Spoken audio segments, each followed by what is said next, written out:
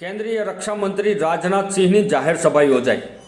ખંભાતના પાણિયારી ખાતે કેન્દ્રીય રક્ષા મંત્રી અને ભાજપના પ્રથમ હરોળના પ્રચારક તેમજ વક્તા રાજનાથ સિંહે સભાને સંબોધી। રાજનાથ સિંહે કોંગ્રેસ પર પ્રહાર કર્યા હતા।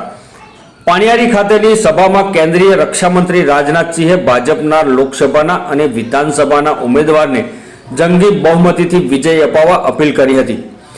રાજનાથ સિંહની જાહેર સભામાં આણંદ જિલ્લાના ભારતીય જનતા પાર્ટીના પ્રમુખ રાજેશભાઈ પટેલ, લોકસભા ઉમેદવાર મિતેશભાઈ પટેલ, વિધાનસભા ઉમેદવાર ચિરાગભાઈ પટેલ તથા પૂર્વ ધારાસભ્ય સંજયભાઈ પટેલ તથા મહેશભાઈ રાવલ સહિત ખૂબ જ મોટી સંખ્યામાં કાર્યકરો અને હોદ્દેદારો ઉપસ્થિત રહ્યા।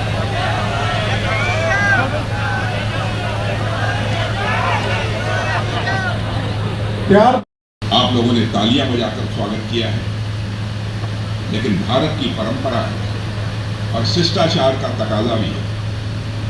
स्वागत, अभिनंदन और सलाम दुआ कभी एक तरफा नहीं होना चाहिए। इसलिए मैं भी अपनी तरफ से शीश उठाकर आप सभी बहनों भाइयों का हार्दिक अभिनंदन करता हूँ। आप सभी का बहनों भाइयों, 10 वर्षों से मोदी जी के नेतृत्व में भारत में सरकार को आज रोज खंभात मुकामे आदरणीय रक्षा मंत्री राजनाथ सिंह आया था। सभा ने संबोधन કર્યું। खंभात तालुका खंभात शहर में खूब सारी संख्या में मतदाताओं भारतीय जनता पार्टी सौ कार्यकर्ताओं आया था। सौने एमने आदरणीय नरेंद्रभाई मोदी साहब 10 वर्षना शासनकाल दरमियान भारत देश ने विश्व में मान सम्मान मळ्युं छे अने गरीब कल्याणकारी जो योजनाओं गरीब कुटुंबों सुधी पहुंची है एना लीधे 25 करोड़ नागरिकों गरीब रेखाथी ऊपर आया है।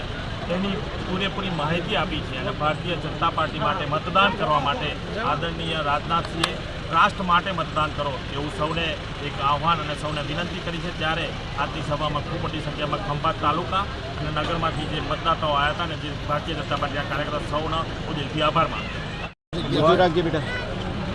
शहर में पाणियारी मैदान है आदरणीय रक्षा मंत्री राजनाथ सिंह जाहिर सभा थी અને ખૂબ મોટી સંખ્યામાં ખંભાત શહેર અને તાલુકામાંથી ભારતીય જનતા પાર્ટીના આગેવાનો, કાર્યકર્તાઓ અને મતદાર ભાઈઓ બહેનો ખૂબ મોટી સંખ્યામાં પધાર્યા હતા અને આદરણીય રાજનાથસિંહજીએ રાષ્ટ્ર માટે અને દેશને મજબૂત કરવા માટે મતદાતાઓને આહ્વાન કર્યું હતું અને સૌ ખૂબ મોટી સંખ્યામાં મતદાન કરે એ અપીલ કરી હતી।